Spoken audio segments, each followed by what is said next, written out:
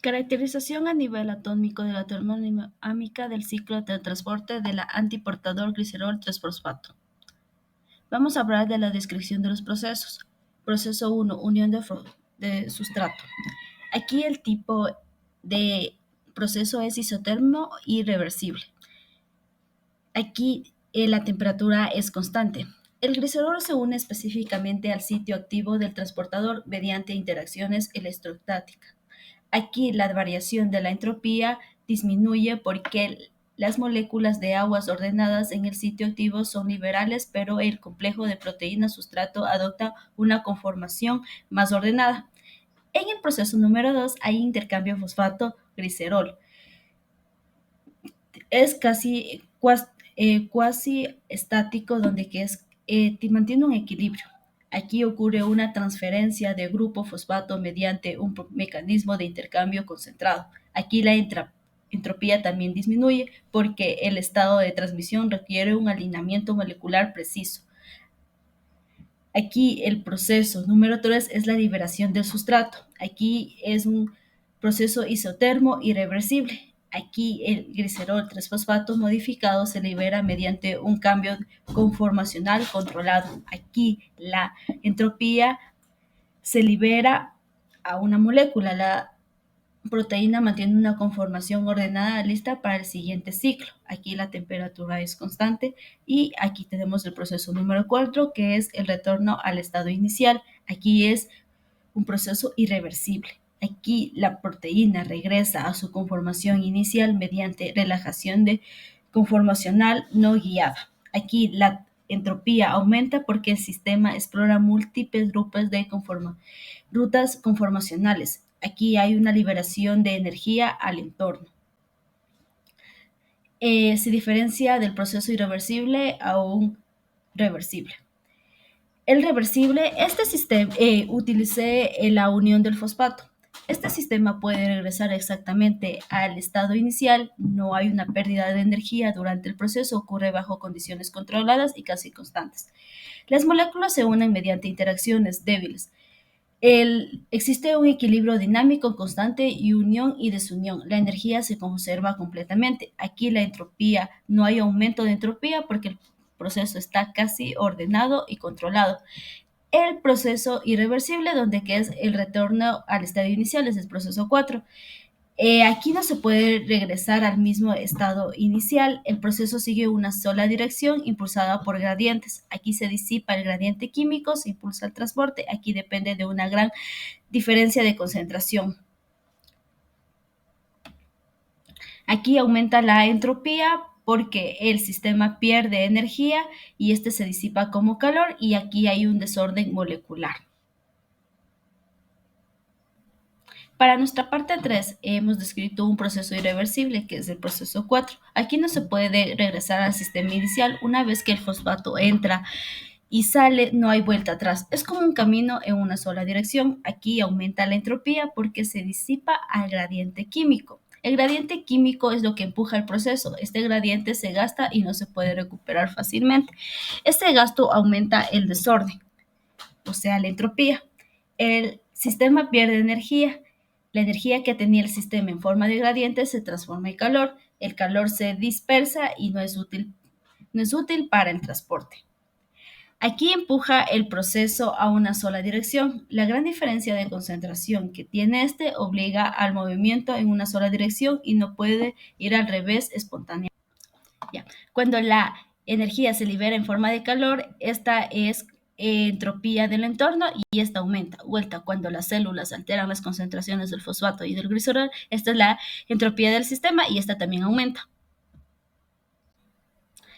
Aquí hacemos el cálculo de la variación de entropía a partir de la ecuación fundamental de la termodinámica. Aquí la presión y el volumen se van porque no hay cambios de volumen, entonces aquí son cero. Aquí tenemos los datos del artículo, donde tenemos el calor 1, 2 y 3, donde que el calor 1 es la unión de fosfato, el calor 2 es el intercambio de fosfato-glicerol, y el calor 3 es la liberación del sustrato, y tenemos la variación, que es la energía libre del Gibbs del gradiente de fosfato. Para el proceso 1, para los procesos reversibles, aquí de la ecuación fundamental de la termodinámica despejamos la entropía porque va a haber una variación. Entonces nos queda Q sobre T. Entonces, reemplazamos aquellos valores que teníamos antes y tenemos nuestra primera entropía. Lo mismo hacemos para el proceso número 2, donde que nos queda Q sobre T, donde que es el mismo proceso, pero va a cambiar obviamente la entropía. Igual hacemos para el proceso número 3 y calculada la entropía 1, 2 y 3, para el cálculo del proceso 4 se necesita esto y para calcular la entropía que se genera aquí. Bueno, para este cálculo de entropía utilizamos la energía libre de Gibbs del gradiente del fosfato, que esta se convierte en nuestro calor número 4. Entonces, eso reemplazamos para la entropía del entorno, la variación de entropía del entorno, y tenemos nuestra primera entropía para calcular la entropía del universo. Entonces lo mismo hacemos para la entropía del sistema, donde que sumamos la entropía 1, 2 y 3, que esa habíamos hecho, y más la entropía 4 que acabamos de calcular. Dicho eso, tenemos dicho valor. Entonces, la entropía del universo es la entropía del sistema más la del entorno, donde que nos da un total de 48.87 joules sobre mol por Kelvin.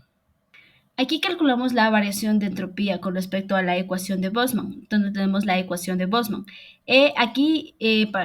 Hacemos una variación de entropía, donde que el estado final es menos el inicial, donde que tenemos K sobre el logaritmo del peso estadístico. Aquí vamos a reemplazar la R por la K, reemplazamos por la R, donde que tenemos un 8.314 joules sobre mol por Kelvin. Partimos de 1000 microstavos accesibles que tiene el transportador. Entonces, también definimos un estado de diferencia donde que vamos a tener una entropía inicial para posteriormente calcular el proceso número 1, donde que reemplazamos en la fórmula la R y el logaritmo del peso 1.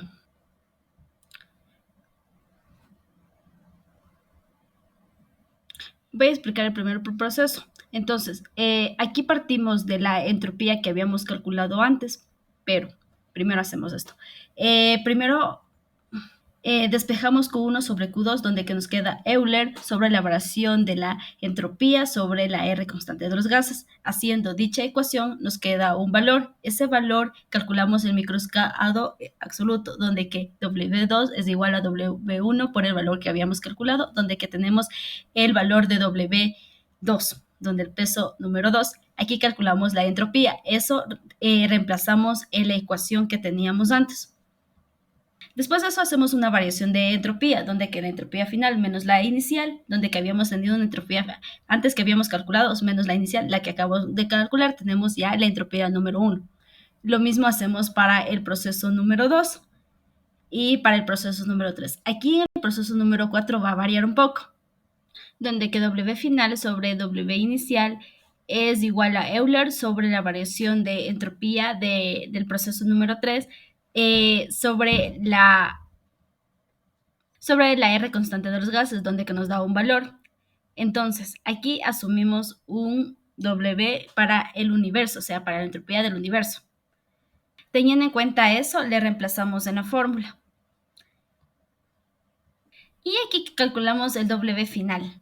Y eso volvemos a reemplazarle en la fórmula, pero ya para la entropía del universo. Y al final nos da una entropía del universo de 1962.8 joules sobre mol por Kelvin. Aquí verificamos la variación de la entropía. Aquí donde tenemos la final menos la inicial y al final tenemos la entropía del universo. Ya. Para el análisis de la entropía. Hablando de la entropía con la fórmula calculada, aquí usamos la ecuación. Esta se basa en la medición del calor y la temperatura, lo cual describe el sistema en su conjunto. Cuando hicimos con la ecuación de Boltzmann, aquí utilizamos la ecuación de Boltzmann, donde que representa el número de configuraciones moleculares posibles. Este explica el comportamiento a nivel atómico, donde que Ambos métodos coinciden numéricamente, pero dan perspectivas completamente diferentes. La termodinámica nos ayuda en cuanto cambia la entropía, mientras la estadística nos explica por qué cambia.